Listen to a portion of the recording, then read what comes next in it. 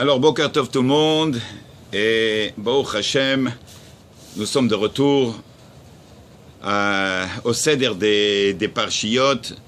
Baruch Hashem Zachinu, on a eu le mérite de passer un très beau Purim, et Bezrat Hashem, que ça serait le dernier, que le prochain, ça va être Berushalayim Habbenouya avec Melech HaMashiach, que oui, comme qui disent Hachamim, toutes les fêtes seront effacées du calendrier. La seule fête qui va rester, ça va être Purim, Bezrat Hashem, alors chez Niske. Ok, et maintenant nous sommes de retour à la paracha et aux choses beaucoup plus sérieuses. Alors, Parashat Vayekhel. Parashat Vayekhel, on va trouver les psukim qui vont parler de Shmirat HaShabbat, de garder, conserver convenablement le Shabbat. Comment ça se fait? Est-ce qu'on parle du Shabbat? On en a déjà parlé avec les Luchot, quand on a reçu l'étape de la loi. Et alors, l'explication, elle est simple. C'est parce que nous sommes en plein dans l'inauguration, dans la construction du Mishkan. Et puis, le Mishkan, Hachamim nous disent que Akadosh Baruch Hu ne veut pas qu'on mélange. Même s'il faut faire le Mishkan, quand ça arrive à Shabbat, eh bien, Eno doche Shabbat. Shabbat, c'est Shabbat. On ne peut pas, même s'il faut construire le temple, quand Shabbat arrive, tout s'arrête. Parce que Shabbat, Himekor Haberacha. Il faut bien comprendre que le Shabbat, c'est la source de toutes les bénédictions. Un homme qui ne fait pas Shabbat, une femme qui ne fait pas Shabbat, quelqu'un qui ne comprend pas qu'est-ce que ça veut dire respecter Shabbat, il a l'obligation de rentrer et d'investiguer, n'est-ce pas, et d'aller chercher les raisons pourquoi est-ce qu'il faut faire Shabbat, parce que sinon, iten ala vetadin. Le jour viendra, et puis il sera jugé sur ça. On ne peut pas dire que je ne savais pas. Et là, il faut comprendre pourquoi est-ce que la Torah spécifie Ki Mekora Beracha, comme qu'on le chante tous les vendredis soirs, oui, l'Echadodi, l'Ikrat Kala, et là-bas on dit Ki Mekora Beracha, la source des 6 jours qui vont venir, qui sont des jours de semaine, dépendent de Shabbat, parce que Shabbat, c'est la source de toutes les bénédictions. Alors, je ne sais pas, on ne m'a pas pris, mais c'est mon obligation de rentrer et de fouiller et de chercher, comme qui dit, Vehakarta, Veyadata, Vesha'alta, Vehalachta, oui, il faut aller chez les rabbanim, il faut prendre des cours, oui, et puis de comprendre qu'est-ce que c'est que Shabbat. Une fois qu'on comprend Shabbat, il y a des gens qui me parlent et qui me disent, mais c'est quand même incroyable, Shabbat, finalement, un jour arrive où est-ce qu'on arrive à se disconnecter de tout. Oui, ça veut dire quoi de se disconnecter? Où est-ce qu'il n'y a pas de téléphone? Oui, il n'y a pas de bip.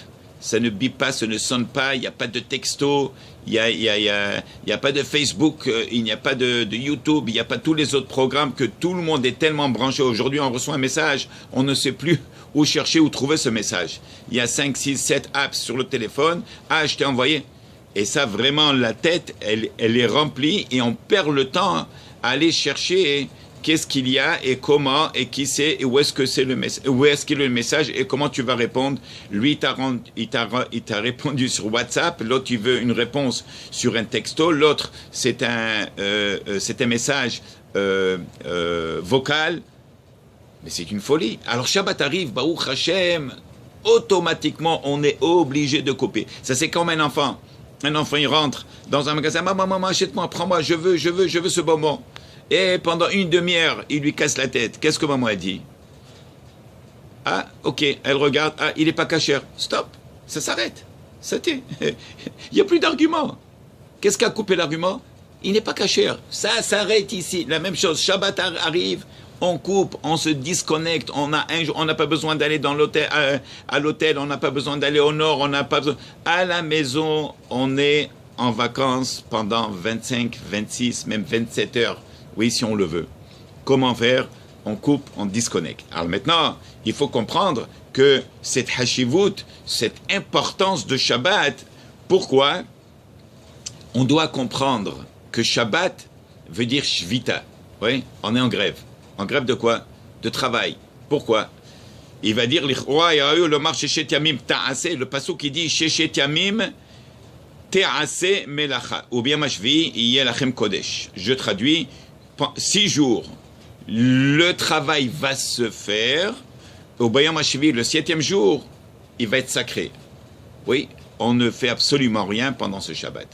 Il faut tout préparer à l'avance, tout ce qu'on a besoin. Et, comme on dit,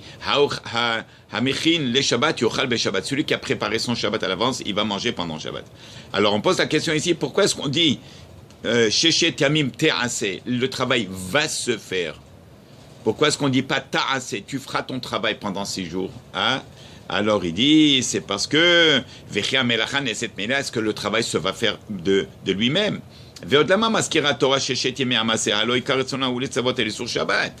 Et aussi, il pose la question dans le Midrash, pourquoi est-ce que dans les psukim, on est en train de nous parler des 6 jours de création, des 6 jours de travail, quand en réalité, on veut le focus, c'est quoi? C'est sur le jour de Shabbat, ce qui interdit Shabbat. Alors enseigne-moi les interdictions de Shabbat. Non.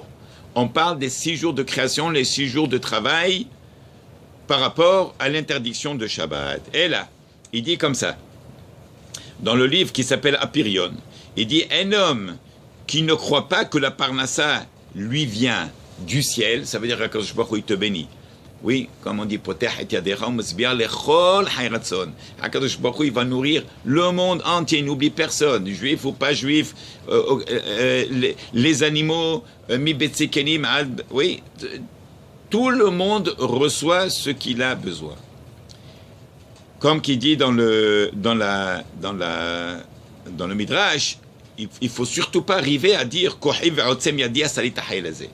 regarde ce que j'ai bâti avec mes mains. On n'a absolument rien bâti avec nos mains et ni avec nos têtes. Si Akadosh Baruch Hu ne voulait pas, ne donnait pas, eh bien, on n'aurait absolument rien de tout ce qu'on a aujourd'hui. Alors, si quelqu'un dit, regarde ce que j'ai fait, comment j'ai bâti, j'ai fait mes mains, j'ai investi, j'ai donné, alors ça va être difficile pour lui, bien sûr, d'arrêter le Shabbat. Des films à Shavto, parce que lui, dans sa pensée, sa parnassa dépend de ses efforts à lui-même, personnels.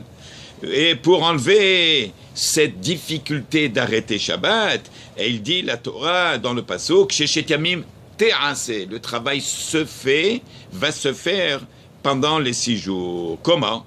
Dalecha Sheshet Yamim Hayamim en ata ose menacha matzmecha ela bracha mimenacha hin mele'eha. Tu ne fais absolument rien de toi-même pendant les 6 jours. Quand le travail va se faire, oui, ça veut dire quoi?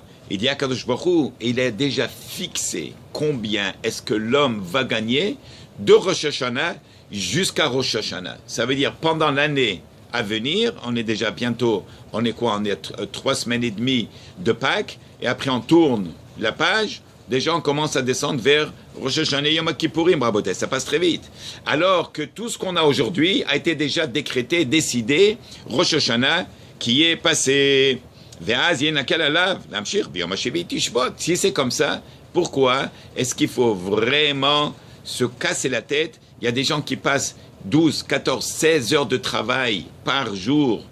Ils ne comprennent pas que le plus qu'ils pensent qu'ils vont faire, le plus que ça va sortir ailleurs. Même s'ils ont l'argent dans leurs mains.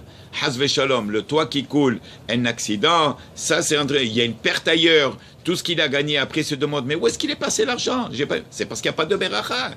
Rabotai, tout argent qui a été gagné pendant Shabbat, il n'a pas de beracha. Alors donc, vous voyez que en réalité, tout a été fixé. De Rosh Hashanah à Rosh Hashanah. Quel est notre devoir à nous? La réponse, elle est très simple. De faire hishtadlut. On doit apprendre un métier et on doit travailler. Il y a des gens qui font... ça a été analysé, n'est-ce pas? Les gens qui rentrent au bureau, qui passent 8 heures au bureau, quelqu'un qui travaille pour une compagnie, il passe là-bas 8 à 9 heures, d'accord? Alors il doit répondre au téléphone, il doit faire des appels. Au bout du jour, au bout de la ligne, il regarde qu'est-ce qu'il a fait aujourd'hui. Pas grand-chose. Est-ce que quelqu'un, est-ce qu'il a réussi à vendre? Combien de ventes il a fait? Il regarde à la fin de semaine, il se dit, bon, finalement, ça va, j'ai pu aboutir quelque chose avec 1 ou 2 clients. Et ça, c'est 1 ou 2 clients, combien de temps ça lui a pris? Peut-être 1 à 2 heures de travail, sur tous les 35 heures, 35 heures qu'il a fait de travail pendant toute la semaine. Même pendant toute la journée, les 8 heures qu'il met, combien vraiment et réellement il s'investit dans son travail. Maintenant, on ne parle pas quelqu'un qui est dans une pharmacie, par exemple, ou bien quelqu'un qui est médecin. Ça, il y a des gens qui rentrent un après l'autre. Il ne peut pas dire, moi, mon travail de 8 heures, je vais le faire en une heure. Oui, mais quelqu'un qui vraiment dépend de Hakadosh Baruch Hu, que sa parnassa, il est là, et il a, par exemple, un commerce, oui, et qu'il pense le plus qu'il va rester ouvert, et le plus qu'il va travailler, et le plus qu'il va attraper des clients, il ne peut pas fermer Shabbat parce que c'est le jour où il y a le plus de clients. C'est faux. Hakadosh Baruch Hu nous amène un client. Un jour, il va nous couvrir toute la semaine. Oui ou non? Eh bien, c'est comme ça que ça se passe. Pourquoi? Parce que Hakol Bidei Shamayim, Hakadosh Baruch Hu, il a tout déjà décrété. Et ça, c'est la force de la Emouna. Un jour, quelqu'un m'a dit, oui, alors si c'est comme ça, selon ton opinion à toi, on avait un cours à la choule, et il me dit, alors si c'est comme ça, alors c'est pas besoin de mettre un signe, oui, pour le nom de la... J'ai dit, non, tu mets un signe. Mais il y a des gens qui mettent un signe qui coûte $1000. Il y a des gens qui vont mettre $50 000.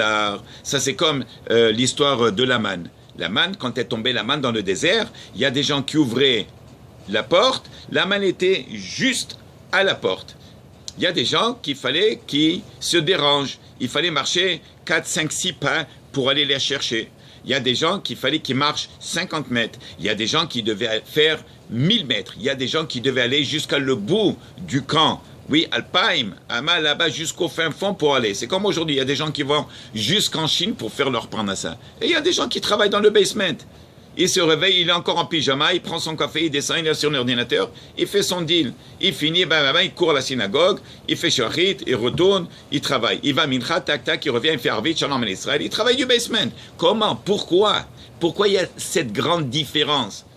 C'est question de Emouna et Bitachon Rabotai. Alors je reviens à l'histoire du signe du magasin. Oui, est-ce que je dois mettre $50 000 pour un signe de magasin avec des lumières pour essayer d'attirer tout le monde? Ça, c'est déjà une dépense qui est au-delà de ce qu'il fallait faire. Et là, il faut mettre un signe, il faut mettre un nom, il faut mettre de quoi est-ce qu'il s'agit. Oui, peut-être de faire l'Aïchtadlout. Il faut faire l'Aïchtadlout, Bevadaï. Alors, l'Aïchtadlout, c'est ça. Alors, il y a des gens qui font 2 heures d'Ishtadlout par jour. Il y a des gens qui font 4 heures d'Ishtadlout. Il y a des gens qui font leur Ishtadlout complète parce qu'ils n'ont pas le choix. Ils sont dans un bureau, ils sont obligés ou bien ils dirigent des compagnies, ils sont obligés de faire 8 heures. Il y a des gens qui coupent leur Ishtadlout. Et ils n'ont pas peur. Ils sont dirigeants de compagnie et ils volent du temps. Comme le Yetzirara leur vole le temps pour aller à droite et à gauche, alors eux aussi ils volent 1 heure le matin. Ils volent 1 heure pendant midi, ils volent 1 heure le soir. Et alors ils arrivent à faire quoi? Torah ou Melacha. Torah ou Melacha. Le travail et de la Torah. Et là, Bezrat Hashem, là on comprend que Shabbat va bénir. Parce que quand on arrive à Shabbat et on a cette fatigue, oui, parce qu'on a étudié et on a travaillé et on ressent le Shabbat, l'âme déjà il attend avec impatience. Quand est-ce que vendredi arrive et on se met en costume, on arrive, on s'assoit sur la chaise, Lechou Neranena l'Adonai et boum, on reçoit cette Neshama, oui, Neshama Etera de Shabbat, Baruch Hashem, et on embarque dans un Shabbat avec de l'étude, avec des zmirotes, avec du bon manger. Nos femmes sont contentes, les enfants sont contents. Et c'est ça, Mekora Beracha. Alors, Zakiotan Kodesh Baruch Hu, les Beracha, Ad Belidai, Ad Shi Yivlu Siftotechem Velomar Dai. Alors voilà, partagez Baruch Adonai l'Olam. Amen, Amen.